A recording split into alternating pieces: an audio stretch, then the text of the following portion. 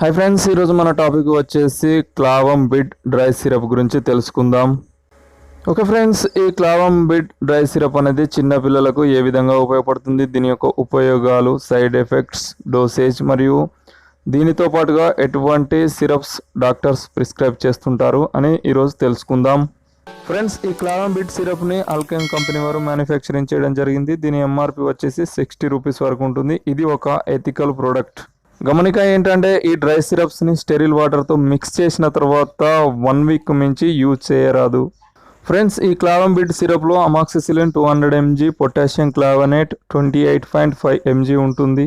ఈ అమాక్సిసిలిన్ అనేది beta లాక్టమస్ anti మైక్రోబయల్స్ రకానికి చెందినది.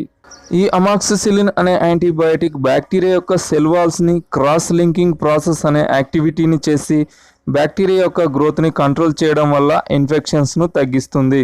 ఓకే ఫ్రెండ్స్, దీని యొక్క యూజెస్ అంటే ఉపయోగాలు తెలుసుకుందాం.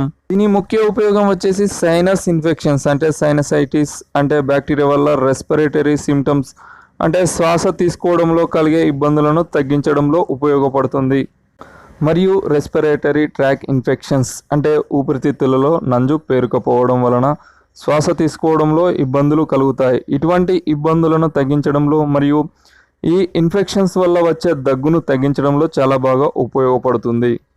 మరియు యూరినరీ ట్రాక్ ఇన్ఫెక్షన్స్ అంటే మూత్ర సంబంధిత వ్యాధులు అనగా మూత్రంలో మంట, మూత్రనాళ ఇన్ఫెక్షన్స్, కిడ్నీ వాపు మరియు బ్లాడర్ ఇన్ఫెక్షన్స్ను తగ్గించడంలో చాలా బాగా ఉపయోగపడుతుంది.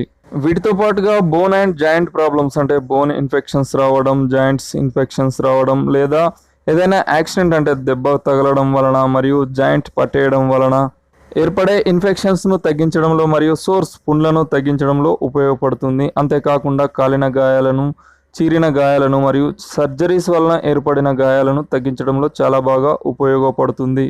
అంతేకాకుండా చర్మ సంబంధిత అంటువ్యాధులు అంటే ఒకరి నుంచి మరొకరికి వ్యాప్తి చెందే అంటువ్యాధులను తగ్గించడంలో చాలా బాగా ఉపయోగపడుతుంది.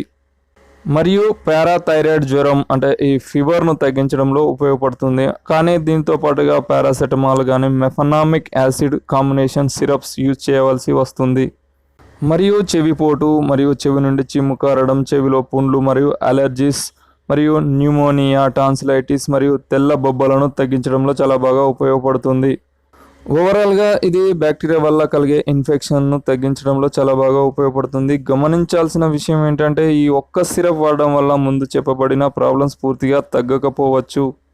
అందువలన ఈ క్లావం బిడ్ డ్రై సిరప్తో పాటుగా మీ పిల్లలకు డాక్టర్ సలహాతో కాంబినేషన్ మెడిసిన్ని యూజ్ చేయగలరు. ఏ విధంగా అంటే ఒక ఎగ్జాంపుల్ తెలుసుకుందాం ఇప్పుడు. ఫీవర్ అంటే జ్వరం వచ్చినట్లయితే ఒక క్లావం బిడ్ డ్రై సిరపే కాకుండా పారాసెటమాల్ మరియు మెఫనామిక్ యాసిడ్ కాంబినేషన్ కలిగిన మెఫనామిక్ పీ కానీ మెఫనామిక్ డిఎస్ కలిగిన సిరప్ యూజ్ చేయవలసి వస్తుంది. కానీ డాక్టర్ సలహా ఖచ్చితంగా తీసుకోగలరు. మరియు ఇయర్ ప్రాబ్లమ్స్ అంటే ఈ క్లావం బిడ్తో పాటుగా ear drops like antibiotic ear drops మరియు కఫ్ అంటే దగ్గు ఉన్నట్లయితే ఈ సిరప్తో పాటుగా అంబ్రాక్సిల్ వంటి కఫ్ సిరప్స్ మరియు స్కిన్ ప్రాబ్లం ఉన్నట్లయితే క్రీమ్స్ అండ్ లోషన్స్ యూజ్ చేసినట్లయితే ఈ ప్రాబ్లమ్స్ అనేవి తొందరగా తగ్గగలవు. గమనిక ఏంటంటే ఈ సిరప్స్ అన్ని చిన్నపిల్లలకు యూజ్ చేయడం వలన డాక్టర్ ప్రిస్క్రిప్షన్ అంటే డాక్టర్ సలహా ఖచ్చితంగా తీసుకోగలరు. ఇప్పుడు ఈ సిరప్ యొక్క సైడ్ ఎఫెక్ట్స్ అంటే దుష్ప్రభావాల గురించి తెలుసుకుందాం. దీనిని కరెక్ట్ డోసేజ్ అంటే టైం టు టైం పిల్లలకు ఇచ్చినట్లయితే దీనివల్ల ఎటువంటి సైడ్ ఎఫెక్ట్స్ రావు. కానీ టైం టు టైం ఇవ్వకపోవడం, డోసేజ్ సరిగా ఇవ్వకపోవడం చేసినట్లయితే కొన్ని సైడ్ ఎఫెక్ట్స్ కనిపిస్తాయి.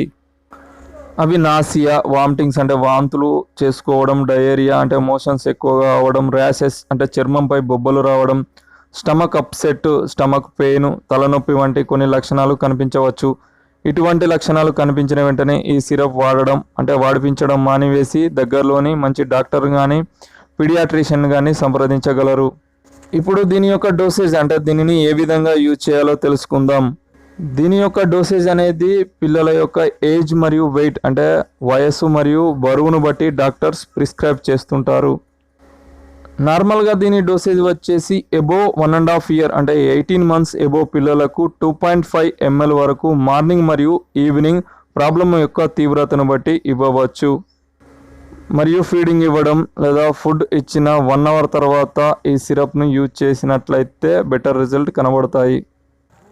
దీని యొక్క ప్రికాషన్స్ అంటే ఈ సిరప్ తీసుకునే సమయంలో పాటించవలసిన జాగ్రత్తలు వచ్చేసి ఈ సిరప్ యూజ్ చేసే సమయంలో వేరే ఇతర సిరప్స్ అంటే అలర్జీ సిరప్స్ కానీ వేరే ఇతర సిరప్స్ యూజ్ చేసినట్లయితే డాక్టర్కు తెలియపరచగలరు.